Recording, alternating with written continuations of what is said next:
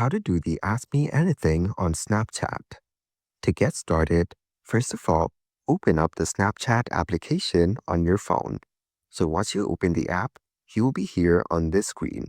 Now, tap on the capture button to take a snap. After that, go to the edit option on the right side of the screen and tap on the sticker icon as shown.